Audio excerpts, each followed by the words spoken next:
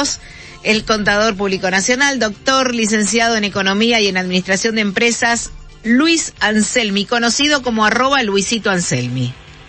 Así es. Luis, ¿cómo estás? Buen día. Buen día a todo el equipo. ¿Cómo andás? Pero muy bien, Judith. Buen día, Mariano. Buen día, Luis. Lamentablemente se están cumpliendo tus pronósticos. Lamentablemente.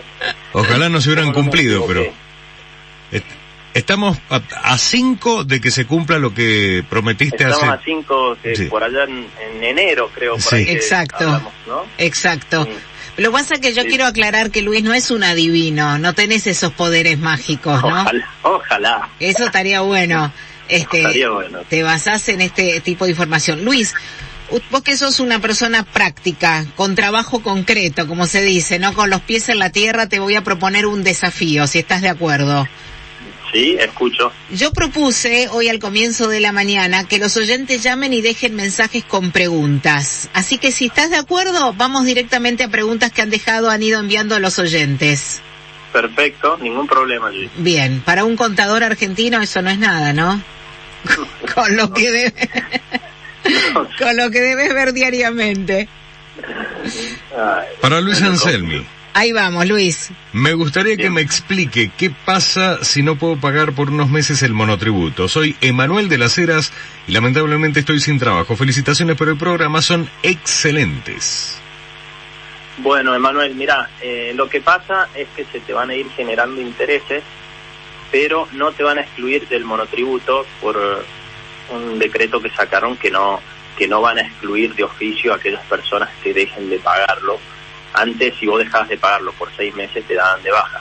Bueno, eso se suspendió por el momento. Sí. Y ya que hablo del monotributo, quería comentarles que aquellas personas sí cumplidoras, está por salir otro decreto donde van a eximir del pago de la parte impositiva del monotributo. Les recuerdo que el monotributo tiene 3 partes, una parte impositiva, sí, una parte previsional, que es de la jubilación, y una parte de obra social. Bueno, la parte más pequeña, que es la parte impositiva, bueno, aquellas personas que tenían al día el monotributo hasta agosto inclusive, bueno, por cierta cantidad de meses, depende de la categoría, se les va a eximir de ese pago de impuestos. Bien. Otra preguntita para vos, Luis. Sí. Dice, Carlos de Ciudad, a Luis Anselmi le pregunto, si el dólar llegó a 195 pesos porque el Banco Central está sin dólares o por la restricción de la compra de los $200. Bien, Carlos, mirá, el Banco Central ya no tiene casi reservas, dado que la compra de los $200 ahorro, debido a la falta de confianza del pequeño ahorrista, en principio creían que no iba a mover la aguja de las reservas, pero cuando vieron que se estaban comprando $1.000 millones por mes, ahí comenzaron a caer las reservas. Y recuerdo que las reservas también es un instrumento para regular el tipo de cambio oficial y para pagar intereses o capital de deuda externa. O sea que esta restricción a la compra es... Sí, te decía que esta restricción a la compra es la consecuencia de que se está secando la plaza. Exactamente, no, totalmente, sí. Bien. Porque porque los ingresos de dólares genuinos están entrando, bien, pero bueno, se está jugando mucho en este tema de regular el tipo de cambio. Marcela, del barrio bancario Godoy Cruz, nos pregunta, si el Banco Central está sin dólares, ¿es condición para la hiperinflación? Es una pregunta, sí, mira, Marcela. Muy profunda. Sí, vaya pregunta, ¿no? Sí. El Banco Central se puede quedar sin reserva y es decisión del gobierno si se devalúa o no. Naturalmente se debería devaluar, si vamos a una economía natural y que libre de mercado, digamos, se debe devaluar por una simple razón, que el tipo de cambio, una de las formas de calcularlo depende de la base monetaria, o sea, dependiendo de todos los pesos que hay en circulación en la calle y en los bancos.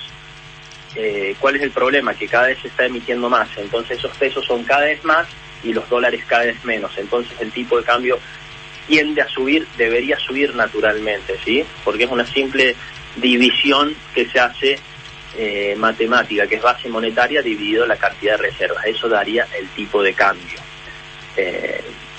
Por lo tanto, si se devalúa, puede que sí ocurra una hiperinflación o puede que no.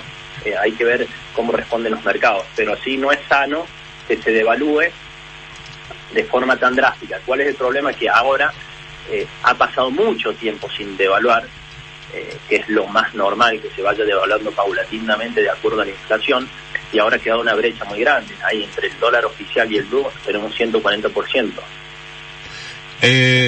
Sí. Seguimos con más preguntitas, Luis. Iván, Sí. ¿de cuántos dígitos anuales se considera hiperinflación?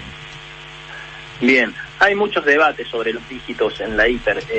Por lo general, el más certero es cuando es de 4 dígitos, o sea, de un 1000% para arriba, por ejemplo. Por ejemplo, Venezuela tiene en los últimos 12 meses 3.500% de inflación. Qué barba, es inimaginable, bueno, una locura. Yo no lo puedo imaginar. Es buena esta aclaración, Luis, porque se habla, por un lado, de que hay una diferencia entre mega inflación e hiperinflación, que es mucho más grande, y hay economistas que hablan que ya una hiperinflación se considera de 3 dígitos y no de 4, solo que en la época de Alfonsín, bueno, la situación internacional llevaba a que hubiese mucho más circulante. Te lo digo así, a grosso modo, no sé si compartís esto. Sí, totalmente es así, por eso sí hay bastante debate sobre cuántos dígitos es. Bien. Exactamente. Seguimos con más preguntas, Luis. Esta semana se ha hablado, rumoreado que iba a devaluar, y he visto mucha más gente en supermercados comprando más de lo normal. ¿Cuál es tu opinión? ¿Crees que va a haber devaluación próximamente? Felicito al doctor Anselmi, mis respetos. Juan Pablo Páez de Ciudad. Saludos a la señora Judy. Juan Pablo, muchas gracias. Sí. Sí, o sea, devaluar de ninguna u otra forma lo va a tener que hacer el gobierno, ya sea naturalmente o forzosamente, porque ya dólares no hay, el tipo de cambio ha quedado muy retrasado. Si quieren que entren dólares genuinos y se incentive la exportación y ser más competitivos, tiene que haber un dólar más alto. Recuerdo que los agrodólares, que se le llaman, están liquidando los cereales a $1 de 50 pesos y compran insumos a $1 de 82. Entonces, no logran cubrir los costos. Entonces, lo lógico que no se va a vender si no se cubren los costos. Entonces, hay que devaluar por una cuestión naturalmente económica, que el dólar está muy bajo, no solamente para ser competitivo en las exportaciones, ¿no? Así que bueno, si la gente, escuché lo de los supermercados que salió como loca esta semana a comprar, hicieron bien. Lo que pasa es que el gobierno Martín Guzmán dijo que devaluar, igual que el presidente, no era una alternativa. Es lo más lógico que digan eso políticamente, porque si ellos dicen sí, vamos a devaluar, imagínense. Para no causar alarma, claro. Y de los mercados. Exacto. Pero ¿y por qué vos decís que sí va a haber una devaluación en forma explícita o implícita? ¿Es así? Así te entendí. Sí, porque naturalmente y en la economía, o sea, los números no cierran. Es como que yo te diga 1 más 1 es 3, y no es así. Sí pueden aguantar sin devaluar, emitiendo cada vez más dinero por una cuestión, yo creo, electoral. Recuerdo que el año que viene tenemos elecciones. Así que sería una trompada si devalúan muy de golpe ahora y la inflación se dispara tanto. Políticamente al gobierno oficialista no le conviene, pero tampoco le conviene a la sociedad que esta olla a presión siga su curso, ¿no? Lo que pasa es que es una olla a presión, por lo que estás diciendo. Evidentemente esto en cualquier momento salta a la tapa, ¿no? Porque o se disparan los precios o falta mercadería. Sí, totalmente. Sí, esta olla a presión es cada vez más peligrosa. Bueno, o sea, mientras más se retarde en el tiempo la devaluación, las medidas económicas y todo, peor es. A ver, por un lado se habla que hay faltantes de materiales de construcción, hay muchos faltantes en distintos rubros. Claro, y nadie quiere vender porque hay mucha incertidumbre en los precios, porque imagínate, aumentó el 18% el dólar blue en una semana. O sea, estás ganando, el que compró dólar blue la semana pasada 160 pesos, 165 pesos, tuvo una rentabilidad mensual del 72%, y los bancos ofrecen un 34% anual. O sea, tenés que tener, para que te sea equivalente hoy en día tener la plata en plazo fijo o comprar dólares blue, la tasa de los bancos tendría que ser el del 850%. Claro. Para que te des una idea. Lo cual no es real. Luis, yo quiero hacerte una pregunta para entender que nadie quiere acá poner, a ver, ni armar, ni cundir el pánico, como se dice. ¿Qué es lo que nosotros como simples ciudadanos, no somos empresarios, no especulamos ni con el dólar en las magnitudes que digamos, las grandes empresas quizás lo hacen? ¿Qué es lo que nosotros podemos hacer para hacerle frente a la devaluación de nuestra moneda? Mirá qué pregunta sencilla que te hago. Bien, sí. Como diría Fantino, como explicaba a Doña Rosa, que está en la casa y que no sabe qué hacer con sus pesos. Exacto. Mira, lo mismo que dije la semana pasada, aquella persona que tenga que comprar una licuadora, una heladera, un televisor, cualquier cosa de línea blanca, que se endeude en pesos, que va a ganar mucho dinero. O sea, no va a ganar mucho dinero, va a terminar pagando en cuotas menos de la mitad en relación a su ingreso mensual. ¿Sí? Aunque las cuotas Luis, perdón, aunque las cuotas de la tarjeta sean con interés. Así las cuotas, a 18 cuotas tengas un 40%, te sigue conviniendo. O así a 12 cuotas tengas un interés del 40%, te sigue conviniendo. O sea, Porque más allá de la inflación proyectada de un 50, un 70% anual, los electrodomésticos por lo general se mueven junto a la suba del dólar, ¿sí? Entonces la suba del dólar, tuvimos una suba del blue del 18% en una semana, y muchos electrodomésticos o productos no seguían por el dólar oficial, sino por el blue. Uh-huh. Es más, si vas hoy a comprar hierro, cemento o cualquier otro insumo de construcción, muy difícil te lo vendan si no lo pagas al contado, y quizás tengas problemas de stock, de cantidad. Exacto. Así con muchas cosas. Entonces, y es lo más lógico, ninguna empresa va a vender sus productos si no sabe si le van a reponer de fábrica, ¿sí? Claro. Porque si no, si se está desvalorizando la moneda día a día, es lógico, los negocios están para ganar plata, no para perder.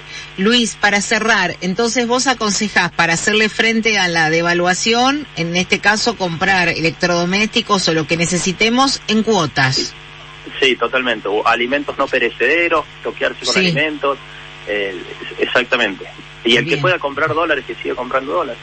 Claro. O si quieren, bueno, hay oyentes que por ahí se enojan conmigo. El que quiere ahorrar en pesos, que ahorre en pesos. Por supuesto. Mariano tiene una última pregunta y con esto cerramos. Quería saber simplemente qué opinas. O sea, acá se le echa la culpa a la cuarentena, a la pandemia, a todo toda esta recesión económica que está dando como consecuencia esta devaluación, esta inflación que vamos a tener tapizada, pero bueno, ya lo estamos viendo con respecto a la moneda. ¿Qué opinas con respecto a otros países que, si bien están viviendo pandemia, cuarentena, tienen más controlado el tema de la moneda propia, de la moneda nacional? ¿Por qué crees que en otros países pueden controlarlo y aquí no? Y evidentemente a nivel mundial, comparándonos, hemos fracasado tanto sanitariamente como económicamente. Yo creo que la culpa del desastre económico que tenemos acá en Argentina es un 50-50, 50% pandemia y 50% gobierno. Llevamos casi un año de gobierno y todavía no escucho una medida económica a más de 4 años. ¿Crees que bajar impuestos a empresas, por ejemplo, podría ser una solución? ¿Cómo? Perdón, Mariano. ¿Crees que bajar impuestos a empresas sería una solución, por ejemplo? Totalmente. Algo atractivo para la economía. No hay que preocuparse tanto que sube el blue, sino hay que darle más confianza a aquellos ahorristas e inversionistas que apuesten al peso en cuanto a la producción, no en ahorrar en pesos. Ese versito de ahorren en pesos, no en dólares, ya está. Tienen que dar medidas para que esos pesos se vuelquen a la producción argentina y así recaudar más. Claro. Que de hecho no va a pasar, nadie ahorra en pesos, que yo sepa. No, los manotazos de abogados de endurecer el cepo, le saco la parte impositiva a los monotributistas que no paguen, eso son migajas que te dan. Hay que dar un plan agresivo económico a más de 4 años, que el gobierno que venga lo siga respetando. Digo sí porque lo venís... Con la oposición, con todo, y se pongan de acuerdo. Lo venís diciendo hace meses que te vengo escuchando exactamente lo mismo. Exactamente.